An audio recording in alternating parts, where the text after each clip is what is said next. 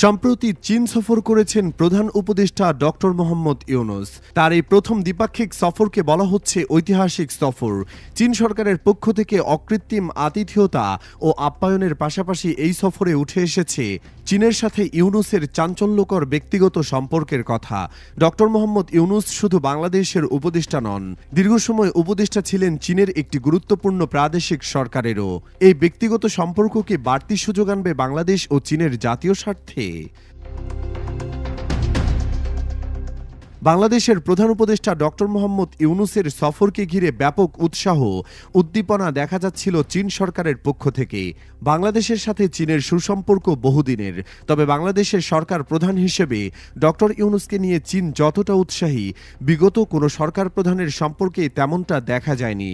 ইউনূসকে নিয়ে চীনের কেন এত আগ্রহ, তার উত্তর বহুদিন ধরেই খুঁজছিলেন বিশ্লেষকরা। এরই মাঝে সফর চলাকালীন এক চাঞ্চল্যকর তথ্য দেন প্রধান উপদেষ্টার প্রেস সচিব শফিকুল আলম। তিনি বলেন, ডক্টর ইউনূস হাইনান প্রাদেশিক সরকারের অ্যাডভাইজার ছিলেন। আমরা এটা জানিও না। চায়নার প্রভিন্সিয়াল গভর্নমেন্ট সিস্টেমে ওরা অনেক শক্তিশালী। এই গভর্নমেন্টে উনি অ্যাডভাইজার ছিলেন অনেক আগে। চীনে ডক্টর মোহাম্মদ ইউনূসের জনপ্রিয়তা নিয়েও কথা বলেন শফিকুল আলম। তিনি বলেন, প্রফেসর ইউনূসকে হাইনান প্রদেশে সবাই চেনে। উনি এখানে শুধু আজকে আসছেন এমন না।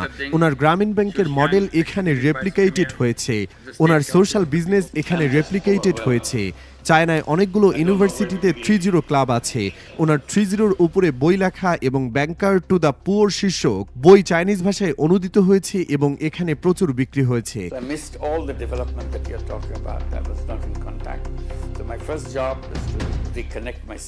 ডক্টর ইউনূসের মতো জনপ্রিয় নোবেল লরিয়েটকে রাষ্ট্রীয় অতিথি হিসেবে পেয়ে আতিথেয়তা ও সম্মানে কমতি রাখেনি চীন।